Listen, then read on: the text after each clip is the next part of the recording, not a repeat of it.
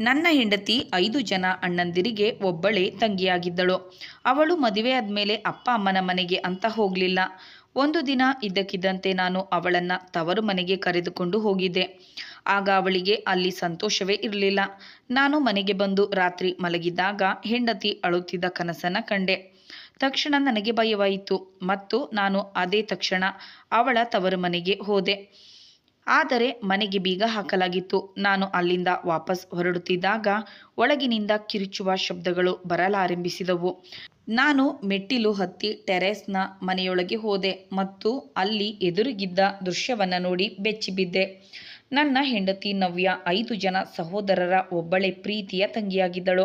ಆ ಎಲ್ಲ 5 ಜನ ಸಹೋದರರು ನನ್ನನ್ನು ಒಳ್ಳೆಯ ಕುಟುಂಬದವನು ಎಂದು ಅವರ ತಂಗಿಗೆ ಮದುವೆ ಮಾಡಿಕೊಳ್ಳಲು ಹೇಳುತ್ತಾರೆ. ನವ್ಯಾಳ ಅಣ್ಣ ಕಿಶೋರ್ ಅವರೇ ತನ್ನ ತಂಗಿ ನವ್ಯಾಳನ್ನು ಮದುವೆ ಮಾಡಿಕೊಳ್ಬೇಕೆಂದು ಹೇಳಿದಾಗ ನನ್ನ ಕಿವಿಗಳನ್ನು ನಾನೇ ನಂಬಲಾಗಲಿಲ್ಲ. ನವ್ಯ ಅವರ ಒಬ್ಬಳೇ ತಂಗಿ. ತುಂಬ ಪ್ರೀತಿಯಿಂದ ಬೆಳೆಸಿದ್ರು. ಆದರೆ ಅವರು ತನ್ನ ಪ್ರೀತಿಯ ತಂಗಿಯನ್ನು ನನಗೆ ಮದುವೆ ಮಾಡಿಕೊಡಲು ಏಕೆ ಬಯಸಿದರು? ನನ್ನಲ್ಲಿ ಅಂತಹ ಗುಣಗಳು ಇರಲಿಲ್ಲ. ನಾನು ನೋಡಲು ಕಪ್ಪು ಮೈಬಣ್ಣ, ಸುಮಾರು 35 ವರ್ಷದ ಯುವಕನಾಗಿದ್ದೆ ಮತ್ತು ನನ್ನ ತಲೆಯ ಕೂದಲೆಲ್ಲ ಉದುರಿದ್ದವು. ನನಗೆ ನನ್ನವರು ಅಂತ ಯಾರೂ ಇರಲಿಲ್ಲ. ನನ್ನ ಜಾಗದಲ್ಲಿ ಒಂದು ಚಿಕ್ಕ ದಿನಸಿ ಅಂಗಡಿ ಇತ್ತು. ನನಗೆ ನನ್ನ ಸಂಬಂಧಿಗಳು ಅಂತ ಯಾರೂ ಇರಲಿಲ್ಲ. ನನಗೆ ಹೆಣ್ಣು ಕೊಟ್ಟು ಮದುವೆ ಮಾಡಿಕೊಡಲು ಯಾರೂ ಸಿದ್ಧರಿರಲಿಲ್ಲ. ಯಾಕೆಂದರೆ ನಾನು ಮದುವೆಯ ಬಗ್ಗೆ ಅನೇಕ ಜನರೊಂದಿಗೆ ಮಾತನಾಡಿದ್ದೆ. ಆದರೆ ಅವರು ಹೇಳ್ತಿದ್ರು, ಅವನು ಒಬ್ಬಂಟಿ, ಹಿಂದೆ ಮುಂದೆ ಯಾರೂ ಇಲ್ಲ, ಒಂದು ಚಿಕ್ಕ ರೂಮಿನಲ್ಲಿ ವಾಸಿಸುತ್ತಿದ್ದಾನೆ, ಅವನದೊಂದು ಚಿಕ್ಕ ದಿನಸಿ ಅಂಗಡಿ ಇದೆ. ಇವನಿಗೇನಾದರೂ ನಮ್ಮ ಮಗಳನ್ನು ಕೊಟ್ಟರೆ ಅವಳ ಬೇಕು ಬೇಡಗಳನ್ನು ಇವನು ಸರಿಯಾಗಿ ಪೂರೈಸಲು ಸಾಧ್ಯವಾಗುವುದಿಲ್ಲ. ಅವಳ ಆಸೆಗಳನ್ನು ಇವನು ಹೇಗೆ ಪೂರೈಸುತ್ತಾನೆ? ಇವನು ಇರುವ ಕಪ್ಪು ಬಣ್ಣಕ್ಕೆ ಸುಮಾರಾಗಿರುವ ಹುಡುಗಿಯೂ ಕೂಡ ತಿರುಗಿ ನೋಡುವುದಿಲ್ಲ ಎಂದು ಹೇಳುತ್ತಿದ್ದರು. ಆದರೆ ಕಿಶೋರ್ ಸಹೋದರಿ ಕುಟುಂಬವು ಇಡೀ ಊರಿನಲ್ಲಿ ತುಂಬ ಶ್ರೀಮಂತ ಕುಟುಂಬವಾಗಿತ್ತು. ಇಲ್ಲಿಯವರೆಗೆ ನಾನು ಅವಳನ್ನು ನೋಡಿರಲಿಲ್ಲ. ಯಾಕೆಂದರೆ ಅವಳು ಯಾವಾಗಲೂ ಅವಳ ಮುಖವನ್ನು ವೇಲಿನಿಂದ ಮುಚ್ಚಿಕೊಂಡು ಹೋಗ್ತಿದ್ಲು. ಅಲ್ಲದೆ ಕಿಶೋರ್ ತಂಗಿಯನ್ನು ನೋಡುವ ಧೈರ್ಯವನ್ನು ಈ ಊರಿನ ಯಾವ ಹುಡುಗರು ಮಾಡುತ್ತಿರಲಿಲ್ಲ. ಯಾಕೆಂದರೆ ಅವಳ ಎಲ್ಲ 5 ಸಹೋದರರು ತುಂಬ ಧೈರ್ಯಶಾಲಿ ಮತ್ತು ಪ್ರಭಾವಿತರಾಗಿದ್ದರು. ಅವರು ಇಡೀ ಊರಿನ ಮೇಲೆ ಅಧಿಕಾರವನ್ನು ಹೊಂದಿದ್ರು ಮತ್ತು ಜನರು ಅವರನ್ನು ನೋಡಿ ಹೆದರುತ್ತಿದ್ದರು. ನವ್ಯ ಕಿಶೋರ್ ತಂಗಿ ಎಂದು ಎಲ್ಲರಿಗೂ ಗೊತ್ತಿತ್ತು ಮತ್ತು ನನಗೆ ಅವಳನ್ನು ನೋಡಲು ಪ್ರಯತ್ನಿಸುವ ಧೈರ್ಯವೂ ಕೂಡ ಇರಲಿಲ್ಲ. ವಾಸ್ತವವಾಗಿ ನಮ್ಮ ಅಂಗಡಿಯಿಂದಲೇ ದಿನಸಿ ವಸ್ತುಗಳು ಅವರ ಮನೆಗೆ ಹೋಗುತ್ತಿತ್ತು ಮತ್ತು ನಾನು ಅವರ ಮನೆಗೆ ದಿನಸಿಗಳನ್ನು ತೆಗೆದುಕೊಂಡು ಹೋಗಿ ಕೊಡುತ್ತಿದ್ದೆ. ಆದರೆ ಮನೆಯ ಬಾಗಿಲನ್ನು ಪ್ರವೇಶಿಸಲು ನನಗೆ ಅವಕಾಶ ಇರಲಿಲ್ಲ. ಇದೇ ರೀತಿ ಹಲವು ವರ್ಷಗಳವರೆಗೆ ನಡೆಯುತ್ತಿತ್ತು. ಅಂತಹದರಲ್ಲಿ ಅವಳ ಸಹೋದರ ತನ್ನ ತಂಗಿಗೆ ಗಂಡನಾಗಲು ನನ್ನನ್ನು ಕೇಳುತ್ತಾನೆ ಮತ್ತು ಅದು ಅವನ ವರಸೆ ಬಿಟ್ಟು ಹೇಳುತ್ತಾನೆ ಎಂದು ನನಗೆ ತಿಳಿದಿರಲಿಲ್ಲ. ನಾನು ಆಶ್ಚರ್ಯದಿಂದ ಕಿಶೋರ್ ಮುಖವನ್ನೇ ನೋಡುತ್ತಿದ್ದೆ ಮತ್ತು ನೀವು ಏನು ಹೇಳುತ್ತಿದ್ದೀರಿ ಎಂದು ಕೇಳಿದೆ. ಆಗ ಅವರು, ನನ್ನ ತಂಗಿ ನವ್ಯಾಳನ್ನು ನಿನಗೆ ಮದುವೆ ಮಾಡಿಕೊಳ್ಳಬೇಕೆಂದುಕೊಂಡಿದ್ದೇನೆ ಎಂದು ಹೇಳಿದರು. ನಾನು ಸ್ವಲ್ಪ ಹಿಂಜರಿಕೆಯಿಂದ ನಾನು ಎಲ್ಲಿದ್ದೇನೆ ಮತ್ತು ನಿಮ್ಮ ಸಹೋದರಿಗೆ ನಾನು ಇದಕ್ಕೆ ಅರ್ಹನಲ್ಲ ಎಂದು ಹೇಳಿದೆ. ಆಗ ಕಿಶೋರ್ ಹೇಳಿದರು, ಇದು ನಮ್ಮ ಮತ್ತು ನಮ್ಮ ಸಹೋದರಿಯ ಒಪ್ಪಿಗೆಯಿಂದಲೇ ಆಗಿದೆ. ಶುಕ್ರವಾರ ಮಧ್ಯಾಹ್ನ ಸಾಕ್ಷಿಗಳನ್ನು ಮತ್ತು ಪಂಡಿತರನ್ನು ಕರೆದುಕೊಂಡು ಬನ್ನಿ ಎಂದು ಹೇಳಿದರು. ಇದನ್ನು ಕೇಳಿ ನನಗೆ ಆಘಾತವಾಯಿತು. ನಾನು ಕೇಳುತ್ತಿರುವುದನ್ನು ನಾನೇ ನಂಬಲಾಗಲಿಲ್ಲ. ಇದು ನಿಜವೇ? ನನಗೆ ನಂಬಲಾಗುತ್ತಿಲ್ಲ. ಇಷ್ಟು ಬೇಗ ಸಂಬಂಧದ ಒಪ್ಪಿಗೆ ಆಯಿತೆ? ಇಷ್ಟು ಬೇಗ ಮದುವೆಯೇ? ಎಲ್ಲವೂ ಇಷ್ಟು ಬೇಗ ಆಯಿತು ಎಂದರೆ ಅವರು ಸಂಬಂಧವನ್ನು ಅಂತಿಮಗೊಳಿಸಿಲ್ಲ, ಆದರೆ ನನಗೆ ಆದೇಶವನ್ನು ನೀಡಿದ್ದಾರೆ ಎಂದು ಅನಿಸುತ್ತಿತ್ತು. ಸರಿ, ನಾನು ನನ್ನ ಮನೆಗೆ ವಾಪಸ್ ಮರಳಿದೆ. ಆದರೆ ನನಗೆ ಈ ವಿಷಯದ ಬಗ್ಗೆ ಏನು ಅರ್ಥ ಮಾಡಿಕೊಳ್ಳಲು ಸಾಧ್ಯವಾಗಲಿಲ್ಲ. ಆದರೆ ಅವರು ಸರಿಯಾಗಿ ಯೋಚನೆ ಮಾಡಿ ನಿರ್ಧಾರ ತೆಗೆದುಕೊಂಡಿದ್ದಾರಾ ಎಂದು ನನ್ನೊಳಗೆ ನನಗೆ ಗೊಂದಲವಿತ್ತು. ಅವರ ಏಕೈಕ ಮತ್ತು ಪ್ರೀತಿಯ ಸಹೋದರಿಯನ್ನು ಯಾಕೆ ನನಗೆ ಮದುವೆ ಮಾಡಿಕೊಡುತ್ತಾರೆ? ಅದೂ ಅಲ್ಲದೆ ನನ್ನಂತಹ ಬಡವನಿಗೆ ಬಡ ಮನೆತನದ ಮಗಳನ್ನೇ ಕೊಡಲು ಯಾರೂ ಸಿದ್ಧರಿಲ್ಲ. ಆದರೆ ಇವರು ನನಗೆ ಮದುವೆ ಮಾಡಿಕೊಳ್ಳಲು ಹೇಳುತ್ತಿದ್ದಾರಲ್ಲ, ಇದು ನನಗೆ ಒಂದು ಕಡೆ ಆಶ್ಚರ್ಯವಾದರೆ ಇನ್ನೊಂದು ಕಡೆ ಚಿಂತೆ ಮಾಡುವ ವಿಷಯವಾಗಿತ್ತು. ನಾನು ಮಧ್ಯರಾತ್ರಿಯವರೆಗೂ ಈ ಗೊಂದಲದಲ್ಲಿ ಮುಳುಗಿದ್ದೆ. ಅವನು ನನಗೆ ತನ್ನ ತಂಗಿಯನ್ನು ಏಕೆ ಮದುವೆ ಮಾಡಲು ಬಯಸುತ್ತಾನೆ? ಆಗ ನನ್ನ ಮನಸ್ಸಿಗೆ ಅನಿಸಿತು, ಬಹುಶಃ ಅವನ ತಂಗಿ ತುಂಬ ಸುಂದರವಾಗಿಲ್ಲ ಅಥವಾ ಅವಳು ಯಾವುದೇ ಸಂಬಂಧವನ್ನು ಒಪ್ಪುತ್ತಿರಲಿಲ್ಲವೆಂದು. ಒಂದು ವೇಳೆ ಆ ಹುಡುಗಿ ಸುಂದರವಾಗಿಲ್ಲದಿದ್ದರೂ ಅವಳ ಬಳಿ ಇರುವ ಸಂಪತ್ತು ಮತ್ತು ಬಲಿಷ್ಠವಾದ 5 ಜನ ಸಹೋದರನ್ನ ಪಡೆದಿರುವವಳು ಖಂಡಿತವಾಗಿಯೂ ಒಳ್ಳೆಯ ಸಂಬಂಧವನ್ನು ನೋಡಬಹುದು. ಅದನ್ನು ಬಿಟ್ಟು ನನ್ನನ್ನು ಏಕೆ ಆಯ್ಕೆ ಮಾಡಿದ್ದಾರೆ?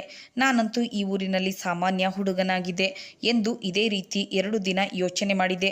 ಮಾರನೇ ದಿನ ನವ್ಯಾಳ ಅಣ್ಣ ನನ್ನನ್ನು ಅವರ ಮನೆಗೆ ಕರೆದುಕೊಂಡು ಹೋಗಿ ಮನೆಯಲ್ಲೇ 2 ಚೇರ್ಗಳನ್ನು ಹಾಕಿ ಸಾಧಾರಣವಾಗಿ ಮದುವೆ ಮಾಡಿ ಮುಗಿಸಿದರು. ಮದುವೆಗೆ ಎಲ್ಲರೂ ಹೊಸ ಬಟ್ಟೆಗಳನ್ನು ಧರಿಸಿದ್ದರು. ಆದರೆ ಅದು ತುಂಬ ವಿಚಿತ್ರವಾಗಿತ್ತು. ಯಾಕೆಂದರೆ ಹುಡುಗ ಹುಡುಗಿಯನ್ನು ಬಿಟ್ಟು ಉಳಿದವರೆಲ್ಲ ಹೊಸ ಬಟ್ಟೆಯನ್ನು ಹಾಕಿಕೊಂಡಿದ್ರು. ಈ ಮದುವೆಯನ್ನು ನೋಡಿದವರಿಗೆ ಅವರ ಮನಸ್ಸಿನಲ್ಲಿ ತುಂಬ ಪ್ರಶ್ನೆಗಳು ಕಾಡುತ್ತಿದ್ದವು. ಹುಡುಗನಿಗೂ ಸಹ ಅದೇ ರೀತಿಯ ಪ್ರಶ್ನೆಗಳು ಕಾಡುತ್ತಿದ್ದವು. ಮದುವೆ ಮುಗಿದ ಬಳಿಕ ಗಂಡು ಹೆಣ್ಣಿಗೆ ಊಟ ಮಾಡಲು ಪಲಾವ್ ಕೊಡುತ್ತಾರೆ. ಆದರೆ ಪಲಾವ್ ಒಂದನ್ನು ಬಿಟ್ಟರೆ ಬೇರೆ ಯಾವುದೇ ರೀತಿಯ ಆಹಾರಗಳು ಇರಲಿಲ್ಲ. ಚಟ್ನಿ ಆಗಲಿ, ರಾಯ್ತಾ, ಉಪ್ಪಿನಕಾಯಿ, ಹೋಳಿಗೆ ಯಾವುದೂ ಇರಲಿಲ್ಲ. ಕೇವಲ ಪಲಾವ್ ಮಾತ್ರ ಬಡಿಸಿದ್ದರು. ಇದರಿಂದ ನನಗೆ ತುಂಬ ಬೇಸರವಾಯಿತು. ನಾನು ಈ ರೀತಿಯ ಮದುವೆಯನ್ನು ಎಲ್ಲಿಯೂ ಸಹ ನೋಡಿರಲಿಲ್ಲ.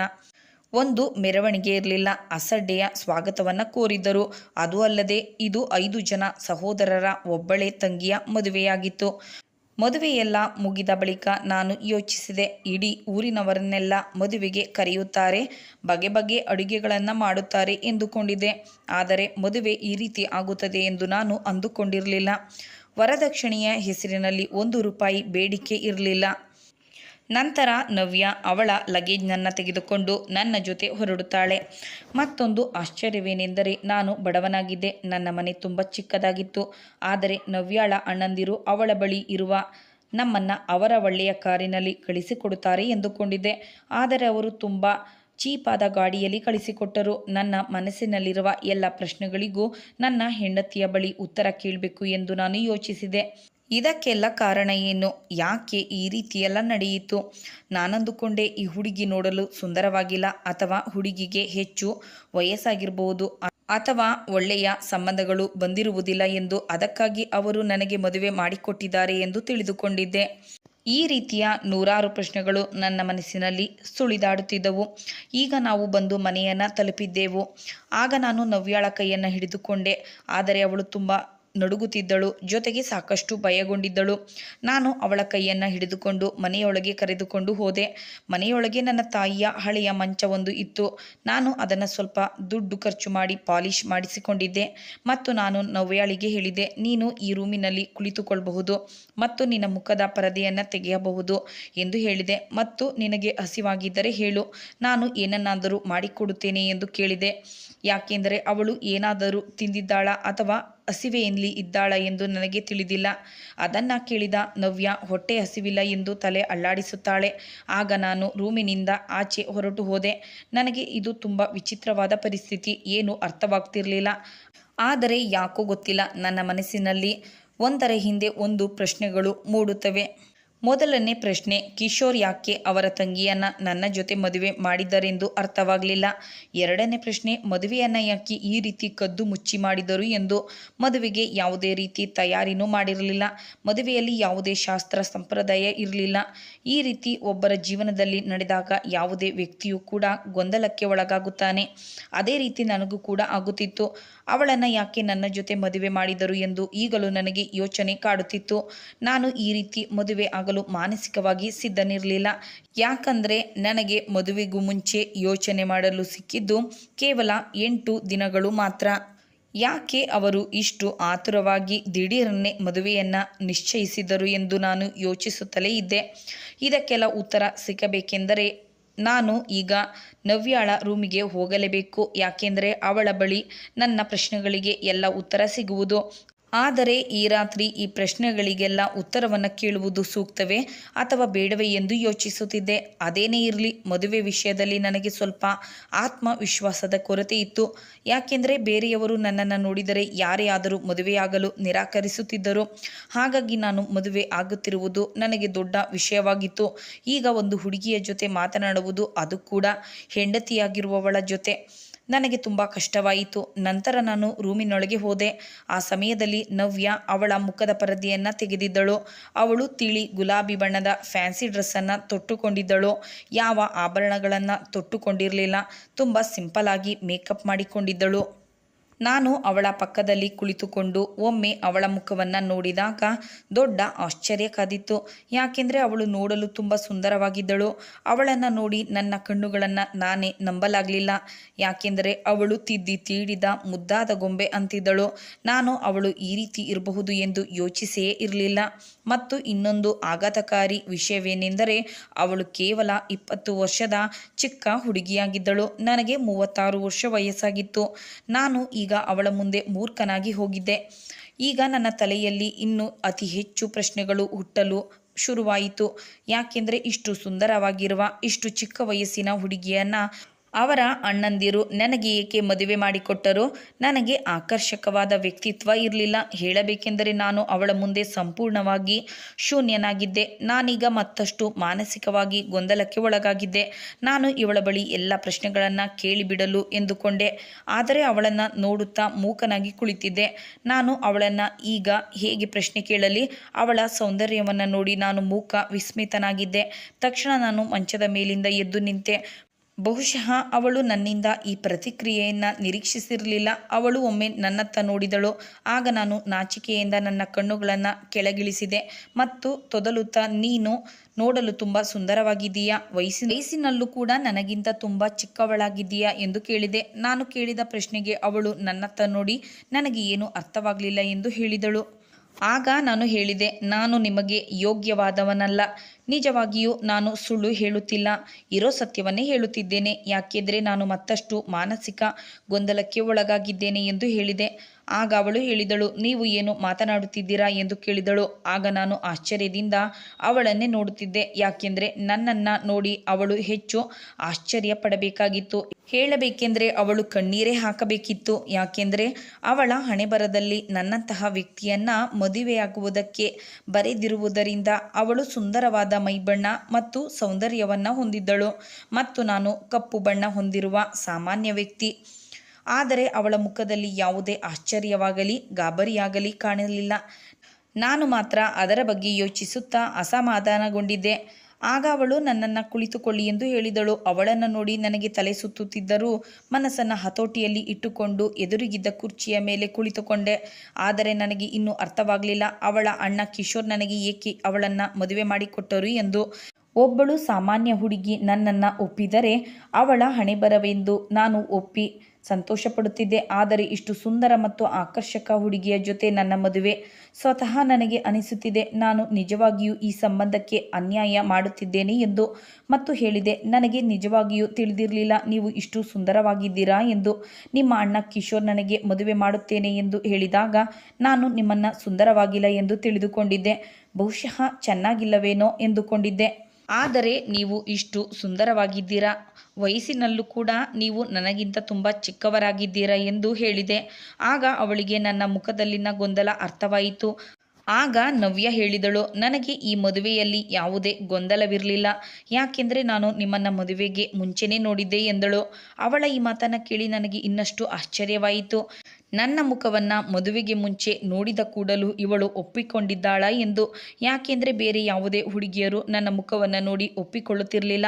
ನಾನು ನೋಡಲು ಹೇಗಿದೆ ಅಂದರೆ ನನ್ನ 4 ಮುಂದಿನ ಹಲ್ಲು ಉಬ್ಬಾಗಿದ್ದವು. ನಾನು ಮಾತನಾಡುವಾಗ ನಗುವಾಗ ಆ ಹಲ್ಲುಗಳು ಎದ್ದು ಕಾಣುತ್ತಿದ್ದವು. ಅಷ್ಟು ಅಸಹ್ಯವಾಗಿದ್ದೆ. ನನ್ನ ಮುಖದಲ್ಲಿ ಸ್ವಲ್ಪವೂ ಕೂಡ ಲಕ್ಷಣ ಇರಲಿಲ್ಲ. ಇಷ್ಟೆಲ್ಲ ಇದ್ದರೂ ಇವಳು ನನ್ನನ್ನು ನೋಡಿ ಹೇಗೆ ಮದುವೆಗೆ ಒಪ್ಪಿಕೊಂಡಳು? ಈ ರೀತಿಯಾದ ಆಲೋಚನೆಗಳು ಬರಲಾರಂಭಿಸಿದವು. ಒಂದು ವೇಳೆ ಈ ಹುಡುಗಿಯ ಜೀವನದಲ್ಲಿ ಏನಾದರೂ ಸಂಭವಿಸಿರಬಹುದಾ? ಅದಕ್ಕಾಗಿಯೇ ಇವರು ನನ್ನನ್ನು ಮದುವೆ ಮಾಡಿಕೊಳ್ಳಲು ಆಯ್ಕೆ ಮಾಡಿಕೊಂಡರಾ?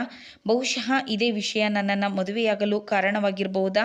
ಏಕೆಂದರೆ ಅಷ್ಟು ಸುಂದರವಾದ ತಂಗಿಯನ್ನು ಸಾಮಾನ್ಯ ವ್ಯಕ್ತಿ ಕೈಯಲ್ಲಿ ಕೊಡುವುದು ಸಾಧ್ಯವೇ ಇರಲಿಲ್ಲ. ಈ ಪ್ರಶ್ನೆಯನ್ನು ನವ್ಯಾಳನ್ನು ಕೇಳುವುದಕ್ಕೆ ನಾನು ಹಿಂಜರಿಯುತ್ತಿದ್ದೆ. ನಾನು ಹಾಗೆ ಕುರ್ಚಿಯ ಮೇಲೆ ಕುಳಿತುಕೊಂಡು ಹೇಳಿದೆ, ನಿಮ್ಮ ಸಹೋದರರು ನನ್ನನ್ನು ಯಾಕೆ ನಿಮಗೆ ಮದುವೆ ಮಾಡಿಕೊಡುವುದಕ್ಕೆ ಆಯ್ಕೆ ಮಾಡಿಕೊಂಡರು ಎಂದು ನನಗೆ ಅರ್ಥವಾಗುತ್ತಿಲ್ಲ ಎಂದಾಗ ಅವಳು, ಯಾಕೆ ನೀವು ಅದನ್ನು ವಿರೋಧಿಸುತ್ತಿದ್ದೀರಾ ಎಂದು ಅವಳು ಉತ್ತರದ ಬದಲು ನನಗೆ ಪ್ರಶ್ನೆ ಕೇಳಲು ಪ್ರಾರಂಭಿಸಿದಳು ಮತ್ತು ಹೇಳಿದಳು, ನಾನು ತಿರಸ್ಕರಿಸಲು ನನಗೆ ಹೇಗೆ ಅರ್ಹತೆ ಇದೆ? ಆದರೆ ನನಗೆ ಅರ್ಥವಾಗುತ್ತಿಲ್ಲ. ನಿಮಗೇನಾದರೂ ಆ ರೀತಿ ಆಕ್ಷೇಪವಿದ್ದರೆ ನೀವು ನಿರಾಕರಿಸಬಹುದಿತ್ತು ಅಲ್ಲವೇ ಎಂದು ಹೇಳಿದಳು. ಇದನ್ನು ಹೇಳುವಾಗ ಅವಳ ಸ್ವರವು ತುಂಬ ಕಠಿಣವಾಯಿತು. ಆಗ ಅವಳು, ನಾನು ನಿನಗೆ ಇಷ್ಟವಾಗಿಲ್ಲವೇ, ಸುಂದರವಾಗಿಲ್ಲವೇ ಎಂದು ಕೇಳಲು ಪ್ರಾರಂಭಿಸಿದಳು. ಅವಳ ಮಾತನ್ನು ಕೇಳಿ ನನಗೆ ಇನ್ನಷ್ಟು ಆಶ್ಚರ್ಯವಾಯಿತು. ಈ ಹುಡುಗಿ ಹುಚ್ಚಿಯಾಗಿದ್ದಾಳಾ ಎಂದು ನಾನು ಅಂದುಕೊಂಡೆ. ಯಾಕೆಂದರೆ ಇವಳಿಗೆ ಕಣ್ಣುಗಳು ಚೆನ್ನಾಗೇ ಇದ್ದು ನನ್ನ ಮುಖ ಕುರೂಪವಾಗಿದೆ, ಅದು ಇವಳಿಗೆ ಕಾಣಿಸುತ್ತಿಲ್ವಾ ಎಂದುಕೊಳ್ಳುತ್ತಿದ್ದಾಗ ನಿಮ್ಮ ಗೊಂದಲವಾದರೂ ಏನು ಎಂದು ಕೇಳಿದಳು.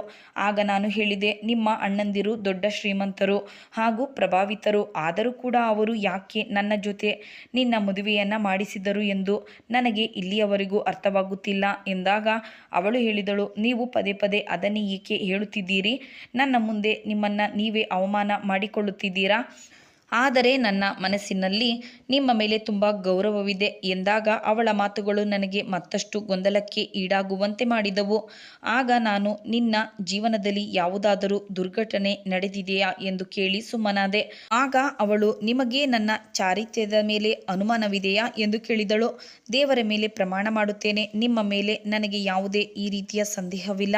ಆದರೆ ನನಗೆ ಇದೆಲ್ಲ ಸಂಕಟ ಉಂಟು ಮಾಡಿದೆ ಎಂದಾಗ ಅವಳು ತನ್ನ ಸುಂದರವಾದ ಕೈಯನ್ನು ನನ್ನ ಕೈಯಲ್ಲಿ ಇಟ್ಟಳು. ತಕ್ಷಣ ನಾನು ನನ್ನ ಕೈಯನ್ನು ಹಿಂದಕ್ಕೆ ಎಳೆದುಕೊಂಡೆ ಮತ್ತು ರೂಮಿನಿಂದ ಹೊರಗೆ ಹೋದೆ.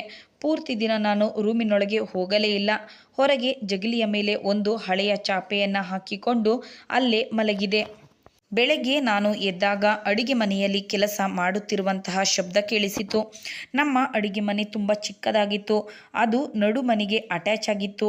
ನಾನು ತಕ್ಷಣ ಕಣ್ಣು ಬಿಟ್ಟು ನೋಡಿದಾಗ ನವ್ಯ ಬೆಳಗಿನ ತಿಂಡಿಯನ್ನು ರೆಡಿ ಮಾಡ್ತಿದ್ಲು. ನಾನು ಆಗ ಎದ್ದು ಕುಳಿತು, ಮದುವೆಯಾದ ಮೊದಲ ರಾತ್ರಿಯೇ ಮದುಮಗಳನ್ನು ಒಬ್ಬಳನ್ನೇ ರೂಮಿನಲ್ಲಿ ಬಿಟ್ಟು ಹೊರಗೆ ಬಂದು ಮಲಗಿದೆ ಎಂದು ತುಂಬ ದುಃಖವಾಯಿತು. ಆದರೆ ಒಂದು ವಾರದಿಂದ ನನ್ನ ತಲೆಯಲ್ಲಿ ಓಡುತ್ತಿದ್ದ ಪ್ರಶ್ನೆಗಳು ಹಾಗೆಯೇ ಉಳಿದಿದ್ದವು. ನಾನು ಆಗ ಅಡಿಗೆ ಮನೆಗೆ ಹೋಗಿ, ನೀವು ಏನು ಮಾಡುತ್ತಿದ್ದೀರಿ? ನೀವೀಗ ಏನು ಅಡಿಗೆ ಮಾಡುವುದು ಬೇಡ, ನಾನು ಹೊರಗಡೆಯಿಂದ ನಿಮಗೆ ತಂದು ಕೊಡುತ್ತೇನೆ. ನೀವು ನಿನ್ನೆ ಅಷ್ಟೇ ಮದುವೆಯಾಗಿ ನಮ್ಮ ಮನೆಗೆ ಬಂದಿದ್ದೀರಿ ಎಂದು ಹೇಳಿದೆ. ಆಗ ಅವಳು, ಪರವಾಗಿಲ್ಲ, ಏನು ತೊಂದರೆ ಇಲ್ಲ, ಸ್ವಲ್ಪ ದಿನ ಕಳೆದ ಮೇಲಾದರೂ ನಾನು ಮಾಡಲೇಬೇಕಲ್ವಾ, ಅದನ್ನು ಇವತ್ತಿನಿಂದಲೇ ಮಾಡಿದರೆ ಏನಾಗುತ್ತೆ ಎಂದು ಹೇಳಿದಳು. ಮತ್ತು ನೀವು ಟೀ ಕುಡಿಯುತ್ತೀರಾ ಎಂದು ವಿಷಯ ಬದಲಾಯಿಸಿ ಕೇಳಿದಳು. ಆಗ ನಾನು, ಇವಳೆಂಥ ಹುಡುಗಿಯಪ್ಪ, ಅರ್ಥನೇ ಆಗ್ತಿಲ್ವಲ್ಲ ಅಂದುಕೊಂಡು, ಸರಿ ಕುಡಿತೀನಿ ಮಾಡು ಎಂದು ಹೇಳಿದೆ. ನಂತರ ನಾವಿಬ್ಬರು ಕುಳಿತುಕೊಂಡು ತಿಂಡಿ ತಿಂದ್ವಿ. ಅವಳಿಗೆ ನನ್ನ ವಿಷಯದಲ್ಲಿ ಯಾವುದೇ ಅಭ್ಯಂತರವಿಲ್ಲದಿದ್ದರಿಂದ ನಾನು ನನ್ನ ಮನಸ್ಸಿನಲ್ಲಿದ್ದ ಪ್ರಶ್ನೆಗಳಿಗೆ ಉತ್ತರಗಳ ಬಗ್ಗೆ ಹೆಚ್ಚಾಗಿ ತಲೆ ಕೆಡಿಸಿಕೊಳ್ಳಬಾರದು ಎಂದುಕೊಂಡೆ. ಒಟ್ಟಿನಲ್ಲಿ ಅವಳು ಖುಷಿಯಾಗಿದ್ದರೆ ಸಾಕು ಅನಿಸ್ತಾ ಇತ್ತು ಮತ್ತು ನನ್ನ ಅದೃಷ್ಟಕ್ಕೆ ದೇವರಿಗೆ ಧನ್ಯವಾದ ಹೇಳಬೇಕು. ಇಂದು ರಾತ್ರಿ ನಾನು ರೂಮಿನಲ್ಲಿಯೇ ಮಲಗಿಕೊಂಡೆ ಮತ್ತು ನವ್ಯಾಳಿಗೆ ಉಡುಗೊರೆಯಾಗಿ ನನ್ನ ತಾಯಿಯ ಉಂಗುರವನ್ನು ಅವಳಿಗೆ ಹಾಕಿದೆ. ಅವಳು ಅದನ್ನು ನೋಡಿ ತುಂಬ ಖುಷಿಪಟ್ಟಳು. ಮದುವೆಯಾಗಿ 2 ದಿನಗಳಾದ ಮೇಲೆ ನವ್ಯ ಮನೆಯಲ್ಲಿ ಯಾರಾದರೂ ಬಂದು ಶಾಸ್ತ್ರೋತ್ತರವಾಗಿ ಮದುಮಗಳನ್ನು ಕೆಲವು ದಿನ ಅವರ ಮನೆಗೆ ಕರೆದುಕೊಂಡು ಹೋಗುತ್ತಾರೆ ಎಂದು ಅಂದುಕೊಂಡಿದ್ದೆ. ಆದರೆ ಯಾರೂ ಬರಲಿಲ್ಲ. ನನ್ನ ಹೆಂಡತಿ ಕೂಡ ಹೋಗಲು ಸಿದ್ಧಳಿರಲಿಲ್ಲ. ನಾವು ಮತ್ತೆ ನವ್ಯ ಮನೆಯವರು ಒಂದೇ ಏರಿಯಾದಲ್ಲಿ ಇದ್ದಿದ್ದರಿಂದ ನಾನು ಹೇಳಿದೆ, ನಿನ್ನನ್ನು ತವರು ಮನೆಗೆ ಬಿಟ್ಟು ಬರುತ್ತೇನೆ ಎಂದು ಹೇಳಿದೆ. ನಿಮಗೂ ತವರು ಮನೆಗೆ ಹೋಗಬೇಕೆಂಬ ಆಸೆ ಇರುತ್ತದೆ. ನಿಮ್ಮ ಅಣ್ಣಂದಿರಿಗೂ ನಿಮ್ಮನ್ನು ನೋಡಲು ತುಂಬ ಆತುರದಿಂದ ಕಾಯುತ್ತಿರುತ್ತಾರೆ. ನೀನು ಬೇಗ ರೆಡಿಯಾಗು ಎಂದು ನಾನು ಹೇಳುತ್ತಿರುವಾಗಲೇ ಅವಳು, ಇಲ್ಲ, ನಾನು ಅಲ್ಲಿಗೆ ಹೋಗುವುದಿಲ್ಲ ಎಂದು ಹೇಳಿದಳು. ಆಗ ನಾನು, ನೀನು ಯಾಕೆ ಹೋಗುವುದಿಲ್ಲ? ಅದು ನಿನ್ನ ತವರು ಮನೆ, ಹೋಗುವುದಿಲ್ಲ ಎಂದರೆ ಹೇಗೆ ಎಂದಾಗ ಅವಳು ತುಂಬ ಗಾಬರಿಯಾಗಿದ್ದಳು. ಅವಳನ್ನು ನೋಡಿ ನನಗೆ ಸ್ವಲ್ಪ ಆಶ್ಚರ್ಯವಾಯಿತು. ಅವಳು ನನ್ನ ಮಾತನ್ನು ಕೇಳಿ ಈ ಮಳೆ ಚಳಿಯಲ್ಲಿಯೂ ಬೆವರುತ್ತಿದ್ಲು. ಅವಳು ತನ್ನ ತವರು ಮನೆಗೆ ಹೋಗಲು ಏಕೆ ಹೆದರುತ್ತಾಳೆ ಎಂದುಕೊಂಡೆ. ಅವಳ ಆ ವರ್ತನೆಯನ್ನು ನೋಡಿ, ಸರಿ ಹೋಗುವುದು ಬೇಡ ಬಿಡು ಎಂದಾಗ ಅವಳ ಮುಖದಲ್ಲಿ ಒಂದು ರೀತಿಯ ಸಂತೋಷದ ಕಳೆ ತುಂಬಿತು. ನಂತರ ನಾನು ಹೊರಗೆ ಹೋದೆ. ನನ್ನ ಮನೆಯಲ್ಲಿ ನಾನು ಯಾವುದೇ ರೀತಿಯ ಕೆಲಸದವರನ್ನು ಇಟ್ಟಿರಲಿಲ್ಲ. ಯಾಕೆಂದರೆ ನಾನು ಅಷ್ಟು ದೊಡ್ಡ ಶ್ರೀಮಂತನಲ್ಲ, ಹಣವಂತನೂ ಆಗಿರಲಿಲ್ಲ. ನವ್ಯ ಅಷ್ಟು ಸುಖದಲ್ಲಿ ಬೆಳೆದಿದ್ದರೂ ಇಲ್ಲಿ ಎಲ್ಲ ಕೆಲಸವನ್ನು ಮಾಡ್ತಿದ್ಲು.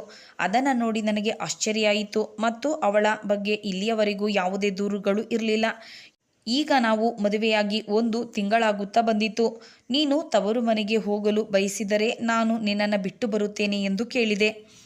ಆದರೆ ಅವಳು ನಾನು ಪ್ರತಿ ಸಾರಿ ಕೇಳಿದಾಗಲೂ ಅದನ್ನು ನಿರಾಕರಿಸುತ್ತಿದ್ಲು. ಸರಿ ಎಂದು ಅಂಗಡಿಗೆ ಹೋದೆ. ಈ ದಿನ ಗುಡುಗು ಮಿಂಚು ಮಳೆ ಬರುವ ಹಾಗೆ ಇದ್ದಿದ್ದರಿಂದ ನಾನು ಅಂಗಡಿಯನ್ನು ಮುಚ್ಚಿ ಮನೆಗೆ ಬೇಗ ಬಂದೆ. ಮಳೆ ಜೋರಾಗಿ ಬರುತ್ತಿತ್ತು. ಮನೆ ಒಳಗೆ ಹೋಗಿ ನೋಡಿದಾಗ ನನ್ನ ಹೆಂಡತಿ ದೇವರ ಹತ್ತಿರ ಕುಳಿತುಕೊಂಡು ಜೋರಾಗಿ ಅಳ್ತಿದ್ಲು.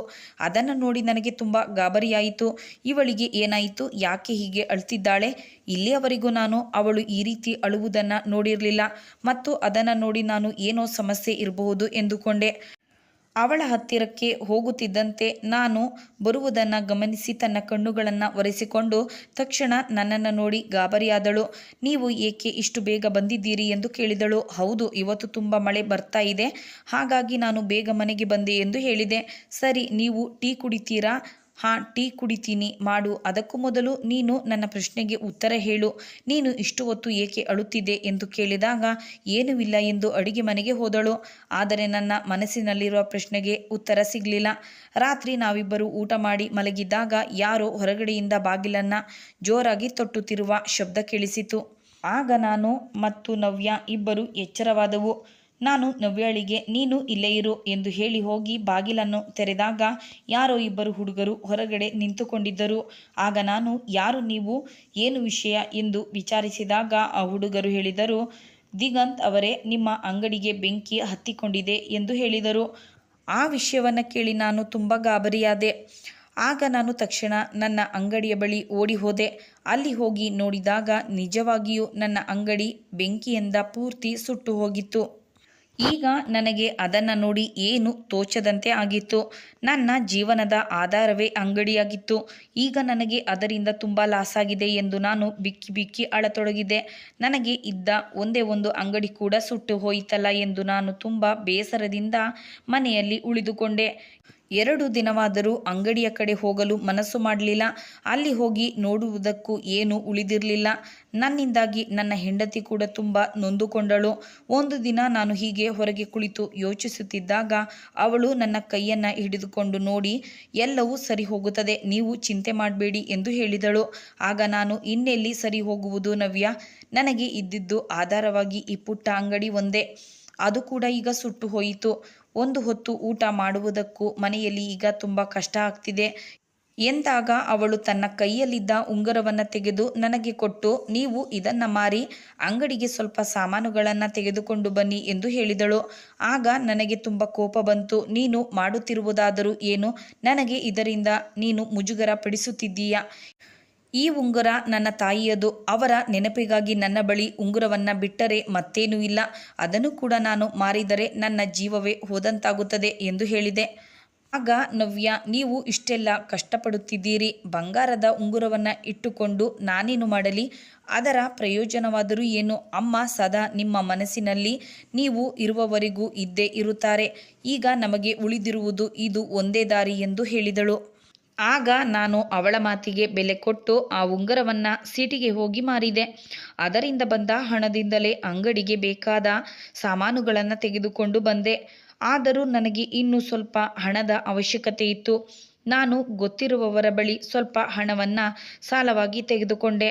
ಮತ್ತೆ ವ್ಯಾಪಾರ ಮಾಡಲು ಶುರು ಮಾಡಿದೆ. ಆದರೆ ನನ್ನ ವ್ಯಾಪಾರದ ದುಡ್ಡೆಲ್ಲ ಸಾಲದವರ ಬಡ್ಡಿಗೆ ಸಾಕಾಗುತ್ತಿರಲಿಲ್ಲ. ಇನ್ನು ಮನೆ ನಡೆಸುವುದು ತುಂಬ ಕಷ್ಟವಾಯಿತು. ಕೆಲ ದಿನಗಳ ನಂತರ ಸಾಲಗಾರರು ಕೂಡ ಮನೆ ಮುಂದೆ ಬಂದು ಕೂಗಾಡುತ್ತಿದ್ದರು. ಬಾಯಿಗೆ ಬಂದ ಹಾಗೆ ಕೆಟ್ಟ ಶಬ್ದಗಳಿಂದ ಬೈತಿದ್ರು. ಇದನ್ನು ನೋಡಿ ನವ್ಯ ಕೂಡ ತುಂಬ ದುಃಖಿಸುತ್ತಾ ಅಳುತ್ತಿದ್ಲು ಮತ್ತು ಹೇಳಿದಳು, ನನ್ನ ಬಳಿ ಬೇರೆ ಯಾವುದಾದರೂ ಒಡವೆಗಳು ಇದ್ದಿದ್ದರೆ ನಿಮಗೆ ಕೊಟ್ಟು ಬಿಡುತ್ತಿದ್ದೆ. ಆಗ ನಿಮ್ಮ ಸಾಲ ತೀರಿ ಹೋಗುತ್ತಿತ್ತು. ಆದರೆ ನನ್ನ ಬಳಿ ಯಾವ ಒಡವೆಗಳು ಇಲ್ಲ ಎಂದು ತುಂಬ ದುಃಖ ಪಡುತ್ತಿದ್ದಳು. ನಂತರ ನಾನು ಯೋಚನೆ ಮಾಡಿದೆ. ಈಗ ನನಗೊಬ್ಬನಿಗೆ ಹೊಟ್ಟೆ ತುಂಬಿಸುವುದು ನನ್ನ ಕೈಯಲ್ಲಿ ಕಷ್ಟವಾಯಿತು. ಹಾಗಿದ್ದಾಗ ನವ್ಯಾಳನ್ನು ನಾನು ಚೆನ್ನಾಗಿ ನೋಡಿಕೊಳ್ಳುವುದು ಆಗುವುದಿಲ್ಲ ಎಂದು ಕೆಲ ದಿನಗಳವರೆಗೆ ಅವಳನ್ನು ತವರು ಮನೆಗೆ ಕಳಿಸಬೇಕು ಎಂದು ತೀರ್ಮಾನ ಮಾಡಿದೆ. ಅವಳ ಬಳಿ ತವರು ಮನೆಗೆ ಕರೆದುಕೊಂಡು ಹೋಗುತ್ತೇನೆ ಎಂದರೆ ಅವಳು ಬರುವುದಿಲ್ಲ ಎಂದು ಹೇಳುತ್ತಾಳೆ ಎಂದು ಅವಳಿಗೆ ಸುಳ್ಳು ಹೇಳಿ ನೀನು ರೆಡಿಯಾಗು, ಹೊರಗೆ ಹೋಗೋಣ ಎಂದೆ. ಆಗ ಅವಳು ಎಲ್ಲಿಗೆ ಎಂದು ಕೇಳಿದಳು. ನಾನು ಹೇಳುತ್ತೇನೆ, ಈಗ ಏನನ್ನು ಕೇಳಬೇಡ, ರೆಡಿಯಾಗು ಎಂದು ಹೇಳಿದೆ. ಅದರಂತೆ ಅವಳು ಕೂಡ ರೆಡಿಯಾಗಿ ಬಂದಳು. ನಾನು ಅವಳನ್ನು ಕರೆದುಕೊಂಡು ಅವಳ ತವರು ಮನೆ ಬಳಿ ಹೋದಾಗ ಅವಳ ಮುಖದಲ್ಲಿ ಬೇಸರ ಕಾಣಿಸಿತು. ನಾನು ಅವರ ಮನೆಯ ಬಾಗಿಲನ್ನು ತಟ್ಟುತ್ತಿದ್ದೆ. ಆಗ ಕಿಶೋರ್ ಮನೆಯ ಬಾಗಿಲನ್ನು ತೆರೆದ. ಅವಳನ್ನು ನೋಡಿದ ತಕ್ಷಣ ಅವನ ಹಣೆಯ ಮೇಲೆ ಬೆವರು ಕಾಣಿಸಿದವು. ಆಗ ಅವನು ಪಕ್ಕಕ್ಕೆ ಸರಿದು, ನೀವು ಹೊರಗೆ ಏಕೆ ನಿಂತುಕೊಂಡಿದ್ದೀರಾ, ಒಳಗೆ ಬನ್ನಿ ಎಂದು ಹೇಳಿದ. ನಂತರ ನನ್ನ ಮುಂದೆ ಒಂದು ಸಾಧಾರಣವಾದ ನೀರಿನ ಲೋಟವನ್ನು ತಂದು ಇಟ್ಟರು. ನವ್ಯ ತನ್ನ ಅಣ್ಣಂದಿರನ್ನೇ ತುಂಬ ಕೋಪದಿಂದ ನೋಡುತ್ತಿದ್ದಳು. ಆಗ ನಾವು ಮದುವೆಯಾಗಿ ಹೋದಾಗಿನಿಂದ ನೀವು ನವ್ಯಾಳನ್ನು ನೋಡೋದಕ್ಕೆ ಆಗಿಲ್ಲ. ಮದುವೆಯಾಗಿ 2 ತಿಂಗಳು ಆಗ್ತಾ ಬಂತು. ನೀವು ಕೂಡ ಅವಳನ್ನು ನೋಡೋದಕ್ಕೆ ಕಾಯ್ತಾ ಇರ್ತೀರಾ ಅಂತ ತಿಳ್ಕೊಂಡು ಅವಳನ್ನು ಇಲ್ಲಿ ಬಿಟ್ಟು ಹೋಗಲು ಬಂದೆ ಎಂದಾಗ ಯಾರ ಮುಖದಲ್ಲೂ ಸಂತೋಷವಿರಲಿಲ್ಲ. ನಾನು ಅವರ ಮನೆಗೆ ಹೋಗಿ 20 ನಿಮಿಷಗಳಾಗಿತ್ತು. ಆದರೆ ಯಾರು ಕೂಡ ನನ್ನನ್ನು ಕಾಫಿ ಕುಡಿತೀರಾ ಅಥವಾ ಊಟ ಮಾಡುತ್ತೀರಾ ಅಂತ ಸಹ ಕೇಳಲಿಲ್ಲ. ನವ್ಯಾಳನ್ನು ಅಲ್ಲೇ ಬಿಟ್ಟು ನಂತರ ನಾನು ಮನೆಗೆ ಬಂದೆ. ರಾತ್ರಿ ಮನೆಯಲ್ಲಿ ಒಬ್ಬನೇ ಮಲಗಿಕೊಂಡಾಗ ನನ್ನ ಕನಸಿನಲ್ಲಿ ನವ್ಯ ಅಳುತ್ತಿರುವ ಮುಖ ನನಗೆ ಕಾಣಿಸಿತು. ಆಗ ನವ್ಯ ಅಳುತ್ತಾ, ದಿಗಂತ್ ನನ್ನನ್ನು ಕಾಪಾಡಿ, ಇವರು ನನ್ನನ್ನು ಕೊಂದು ಬಿಡುತ್ತಾರೆ ಎಂದು ಕೂಗುತ್ತಿರುವ ಕನಸು ಬಿತ್ತು. ಆಗ ನಾನು ತಕ್ಷಣ ನಿದ್ದೆಯಿಂದ ಎದ್ದು ಕೂತು ಯೋಚನೆ ಮಾಡಿ, ನವ್ಯ ಮನೆ ತುಂಬ ದೂರ ಏನೂ ಇಲ್ಲ. ಚಪ್ಪಲಿಯನ್ನು ಹಾಕಿಕೊಂಡು ಸೀದಾ ನವ್ಯಾಳ ಮನೆ ಹತ್ತಿರ ಹೋದೆ. ಆದರೆ ನವ್ಯ ತವರು ಮನೆಯ ಬಾಗಿಲು ಬೀಗ ಹಾಕಲಾಗಿತ್ತು. ಇದರಿಂದ ನಾನು ತುಂಬ ಭಯಭೀತನಾದೆ. ಇಲ್ಲಿಯವರೆಗೂ ಎಂದಿಗೂ ಈ ಮನೆಯ ಬೀಗವನ್ನು ಹಾಕಿರಲಿಲ್ಲ. ಈ ಮನೆಯಲ್ಲಿ ಯಾರಾದರೂ ಒಬ್ಬರು ಇದ್ದೇ ಇರುತ್ತಿದ್ರು. ನವ್ಯಾಳ ಬಳಿ ಫೋನ್ ಕೂಡ ಇದೆ. ಆದರೆ ಎಲ್ಲಿಗಾದರೂ ಹೋಗುವುದಿದ್ರೆ ಅವಳಾದರೂ ನನಗೆ ಹೇಳಬಹುದಿತ್ತಲ್ಲ. ಆದರೆ ಅವಳು ಕೂಡ ಫೋನ್ ಮಾಡಿಲ್ಲ ಎಂದು ನಾನು ಮನೆಗೆ ವಾಪಸ್ ಬರುತ್ತಿದ್ದಾಗ ಮನೆಯೊಳಗಿಂದ ಯಾರೋ ಅಳುತ್ತಿರುವ ಶಬ್ದ ಕೇಳಿಸುತ್ತಿತ್ತು. ಮತ್ತೆ ಜೋರಾಗಿ ಹೊಡೆಯುತ್ತಿರುವ ಶಬ್ದಗಳು ಕೂಡ ಕೇಳಿಸುತ್ತಿತ್ತು. ಆದ್ದರಿಂದ ನಾನು ಗಾಬರಿಗೊಂಡು ಅಲ್ಲಿಂದ ದೊಡ್ಡ ಗೋಡೆಯ ಮೇಲೆ ಹತ್ತಿ ಕಿಟಕಿಯಿಂದ ಇಣುಕಿ ನೋಡಿದೆ. ನಾನು ಒಳಗೆ ಏನು ನಡೆಯುತ್ತಿದೆ ಎಂಬುದನ್ನು ನೋಡಲೇಬೇಕಾಗಿತ್ತು. ಆದರೆ ನನಗೆ ಅಲ್ಲಿ ಸರಿಯಾಗಿ ನಿಂತುಕೊಳ್ಳಲು ಆಗುತ್ತಿರಲಿಲ್ಲ. ಸಹಾಯಕ್ಕೆ ಎಂದು ನಾನು ಆ ಕಡೆ ಈ ಕಡೆ ನೋಡುತ್ತಿದ್ದಾಗ ಗೋಡೆಯ ಪಕ್ಕದಲ್ಲಿ ಒಂದು ಮರದ ಕೋಲು ಬಿದ್ದಿತ್ತು. ಅದರ ಸಹಾಯದಿಂದ ನಾನು ಗೋಡೆಯನ್ನು ಹತ್ತಿದೆ. ಆಗ ಕಿಟಕಿಯಿಂದ ಒಳಗೆ ಇಣುಕಿ ನೋಡಿದಾಗ ಆ ದೃಶ್ಯವನ್ನು ನೋಡಿ ನಾನು ಬೆಚ್ಚಿಬಿದ್ದೆ. ಅಷ್ಟು ದೊಡ್ಡ ಮನೆಯ ಒಳಗೆ ಒಂದು ಮೂಲೆಯಲ್ಲಿ ಚಿಕ್ಕದಾದ ಜಾಗವಿತ್ತು. ಅಲ್ಲಿ ಮಣ್ಣು ಅಗೆದಿರುವಂತೆ ಕಾಣುತ್ತಿತ್ತು. ಪಕ್ಕದಲ್ಲಿ ಒಂದು ಗುಂಡಿಯನ್ನು ತೆಗೆಯಲಾಗಿತ್ತು. ನವ್ಯಾಳ ಕೈ ಮತ್ತು ಕಾಲುಗಳಿಗೆ ಹಗ್ಗವನ್ನು ಕಟ್ಟಿದ್ದರು. ಅವಳು ನನ್ನನ್ನೇ ನೋಡುತ್ತಿದ್ಲು. ಅವಳ ಅಣ್ಣಂದಿರು ಅವಳನ್ನು ಆ ಗುಂಡಿಯಲ್ಲಿ ಹಾಕಲು ಪ್ರಯತ್ನಿಸುತ್ತಿದ್ದರು. ಅದನ್ನು ನೋಡಿ ನನ್ನ ಜೀವವೇ ಹೋದಂತೆ ಆಯಿತು. ಆಗ ತಕ್ಷಣ ನಾನು ಕಿಟಕಿಯಿಂದ ಇಳಿದು ಮನೆಯ ಒಳಗೆ ಹೋಗಲು ಪ್ರಯತ್ನಿಸಿದೆ. ಆದರೆ ಎಲ್ಲಿಯೂ ಜಾಗವಿರಲಿಲ್ಲ. ತಕ್ಷಣ ನಾನು ಮನೆಯ ಹಿಂದೆ ಒಂದು ಡೋರ್ ಇತ್ತು, ಅಲ್ಲಿ ಓಡಿ ಹೋಗಿ ನೋಡಿದೆ. ಅದು ಕೂಡ ಲಾಕ್ ಆಗಿತ್ತು. ಅಲ್ಲಿಂದ ಒಂದು ದೊಡ್ಡ ಕಲ್ಲನ್ನು ತೆಗೆದುಕೊಂಡು ಜೋರಾಗಿ ಡೋರಿಗೆ ಹೊಡೆದೆ. ಡೋರ್ ಓಪನ್ ಆದ ತಕ್ಷಣ ಒಳಗೆ ಹೋಗಿ ನಾನು ಅವರ ಅಣ್ಣಂದಿರ ಬಳಿ, ನೀವು ಏನು ಮಾಡುತ್ತಿದ್ದೀರಾ, ಬಿಟ್ಟು ಬಿಡಿ ಅವಳನ್ನು ಎಂದು ಕೂಗಾಡಿದಾಗ ಅವರು ಹೇಳಿದರು, ನೀನು ಇದರಿಂದ ಹಿಂದೆ ಇರು, ಇಲ್ಲವಾದರೆ ನಿನ್ನನ್ನು ಕೂಡ ಅವಳ ಜೊತೆ ಸೇರಿಸಿ ಸಾಯಿಸಬೇಕಾಗುತ್ತದೆ ಎಂದರು. ಆಗ ನಾನು, ನಿಮಗೆ ಈ ರೀತಿ ಮಾತನಾಡುವುದಕ್ಕೆ ನಾಚಿಕೆಯಾಗುವುದಿಲ್ಲವೇ? ಅವಳು ನಿಮ್ಮ ಸ್ವಂತ ತಂಗಿ, ನನ್ನ ಹೆಂಡತಿ ಕೂಡ. ಅವಳ ಜೊತೆ ಈ ರೀತಿ ನಡೆದುಕೊಳ್ಳುತ್ತಿದ್ದೀರಲ್ಲ, ಛೇ ಎಂದು ಅವಳ ಕೈಕಾಲುಗಳ ಹಗ್ಗವನ್ನು ಬಿಚ್ಚಿದೆ. ಆದರೆ ಯಾಕೆ ಅವರು ಹಾಗೆ ಮಾಡುತ್ತಿದ್ದಾರೆ ಎಂದು ನನಗೆ ತಿಳಿದಿರಲಿಲ್ಲ. ಸ್ವಂತ ತಂಗಿಯ ಜೊತೆ ಈ ರೀತಿಯ ಕೃತ್ಯವನ್ನು ನೀವು ಮಾಡುತ್ತಿದ್ದೀರಲ್ಲ, ಈಗ ನೀವು ಅವಳನ್ನು ಬಿಟ್ಟರೆ ಸರಿ, ಇಲ್ಲದಿದ್ದರೆ ನಾನು ಜೋರಾಗಿ ಕೂಗಿ ಊರಿನವರನ್ನೆಲ್ಲ ಸೇರುವ ಹಾಗೆ ಮಾಡುತ್ತೇನೆ. ನಾನು ಕಲ್ಲಿನಿಂದ ಹೊಡೆದ ಡೋರ್ ಬಳಿಗೆ ಓಡಿದೆ. ಆಗ ಅವರು ನಾನು ಮನೆಯಿಂದ ಆಚೆ ಹೋಗಿದ್ದನ್ನು ನೋಡಿ ಸ್ವಲ್ಪ ಹೆದರಿಕೊಂಡು ನವ್ಯಾಳನ್ನು ಬಿಟ್ಟರು. ತಕ್ಷಣ ಅವಳು ನನ್ನ ಬಳಿ ಓಡಿ ಬಂದಳು. ಆಗ ನಾನು ಅವಳನ್ನು ಕೇಳಿದೆ, ಇವರೇಕೆ ನಿನ್ನ ಜೊತೆ ಈ ರೀತಿ ನಡೆದುಕೊಳ್ಳುತ್ತಿದ್ದಾರೆ ಎಂದಾಗ ನವ್ಯ ಹೇಳಿದಳು, ಇವರೆಲ್ಲ ನನ್ನ ಆಸ್ತಿಯನ್ನು ಹೊಡೆದುಕೊಳ್ಳಲು ಈ ರೀತಿ ಮಾಡುತ್ತಿದ್ದಾರೆ.